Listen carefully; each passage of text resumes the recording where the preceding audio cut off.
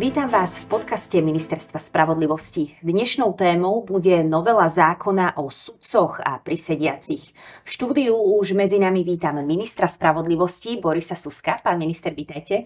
Ďakujem pekne, pekný deň prajem. V medzirezortnom pripomienkovom konaní sa aktuálne nachádza už spomínaná novela zákona o sudcoch a prisediacich, ktorá teda upravuje disciplinárne konania voči sudcom. Pán minister, čo má priniesť táto novela? Táto novela má priniesť zásadné zmeny do disciplinárnych konaní, a to najmä z toho hľadiska, že chceme zaviesť dvojinštančnosť disciplinárnych konaní. Práve z toho dôvodu, aby bolo zabezpečené spravodlivé súdne konanie a v tomto prípade disciplinárne, pre sudcov, ale aj iné profesie právnické, či už prokurátorov, exekútorov alebo notárov. A okrem toho teda v tejto súvislosti aj zmeny v zložení jednotlivých disciplinárnych senátov, aj niektoré otázky hodnotení sudcov a odmeňovania sudcov.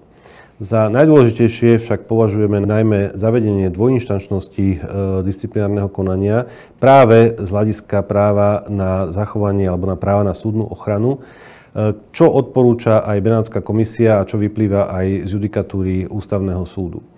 Zapájame vo zvýšenej miere celý justičný systém do kreovania disciplinárnych senátov, tak súdnu radu aj profesné komory, čím chceme zabezpečiť, aby nad disciplinárnymi konaniami nemal nikto politickú moc, ale boli tieto konania vedené čisto na profesionálnej úrovni z hľadiska trojdelenia štátnej moci.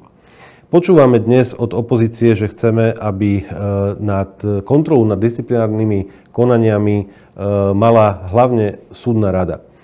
No, treba povedať, že aj doterajší sudcovia Najvyššieho správneho súdu, ktorí vedia disciplinárne konanie voči sudcom a iným právnickým profesiám, prešli schvaľovaním na súdnej rade. Čiže to je aj dnešný stav.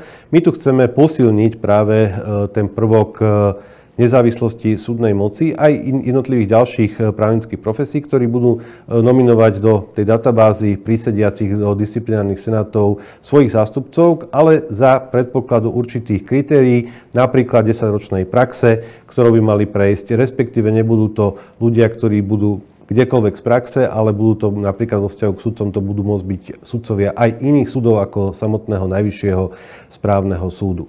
No a kto iný by mal vlastne rozhodovať o tom, že ktorí sudcovia sa dostanú do tej databázy, z ktorej budú potom vyberaní prisediaci ako súdna rada? Snáď si terajšia opozícia myslí, že by to mala byť strana Sloboda a Solidarita, alebo Progresívne Slovensko, alebo niektorí iní politici.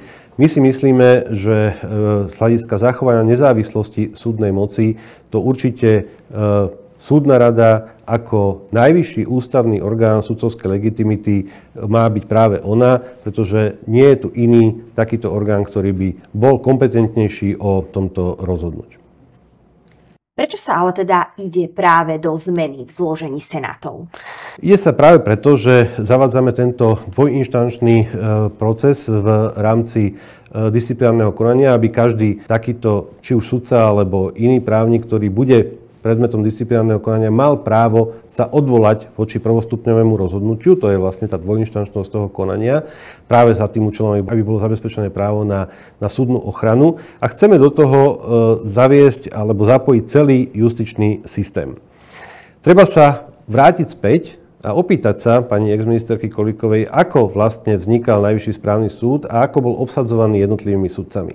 Pamätáme si, že do týchto funkcií sa dostávali ľudia, ktorí nikdy neboli sudcami, nikdy nesúdili a dnes majú rozhodovať o osudoch sudcov s 10, 20, 30 ročnou praxou a ešte navyše aj v jednoinštančnom konaní. Čiže toto je vlastne ten účel, ktorý chceme, aby sme dosiahli, aby sme otvorili tento systém čo najširšiemu spektru ľudí z justície a aby sme zabezpečili právo na spravodlivý súdny proces. V tejto súvislosti musím odmietnúť akékoľvek útoky na súdnu radu, čo je absolútne neakceptovateľné z hľadiska toho, že súdna rada je ústavným orgánom sudcovskej legitimity a teda kto iný by mal práve o tomto rozhodovať ako samotná súdna rada? Ako som už hovoril, aj dnes súdna rada schvaľuje alebo schvaľovala pri vytváraní Najvyššieho správneho súdu práve sudcov, ktorí sú sudcami Najvyššieho správneho súdu, ktorí sú potom v disciplinárnych senátoch. Čiže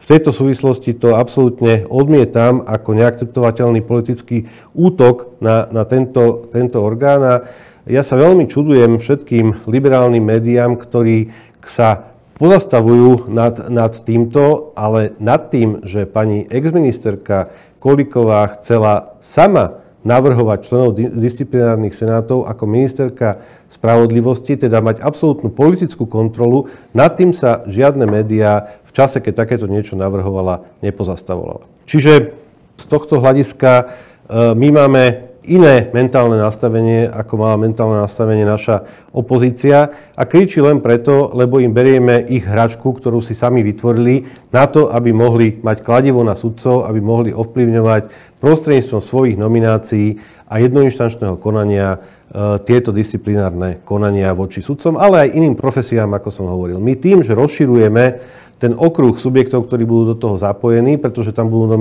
nominanti aj jednotlivých profesných komôr, aj súdnej rady, tak zabezpečujeme väčšiu nestrannosť práve v týchto disciplinárnych konaniach, alebo teda máme úmysel takéto niečo zabezpečiť. Myslím si, že treba sa naozaj pozrieť na to, že kto to hovorí a akým spôsobom to hovorí. Určite pani exministerke by zatlieskali v komunistickej strane, ale určite v demokratickej spoločnosti nejaká politická kontrola nad disciplinárnymi konaniami je neprípustná. Čiže my hovoríme nie o politickej kontrole nad disciplinárnymi senátmi, ale práve v demokratickej spoločnosti chceme zabezpečiť to, aby tieto disciplinárne konania boli do toho zapojené čo najširšia právnická obec a aby boli naozaj nezávislé a nestranné.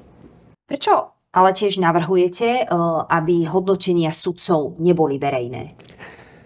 Hodnotenia sudcov, to nie je pravda. Hodnotenia sudcov budú verejné, respektíve to hodnotenie, ktoré bude hovoriť o tom, že či daný sudca je alebo nie je spôsobilý, respektíve aké dostane hodnotenie, bude zverejnené, takže toto je len zavádzanie. Ďakujem pekne za rozhovor a budem sa tešiť na ďalšie stretnutie. Ďakujem pekne za pozvanie, rád prídeme na budúce.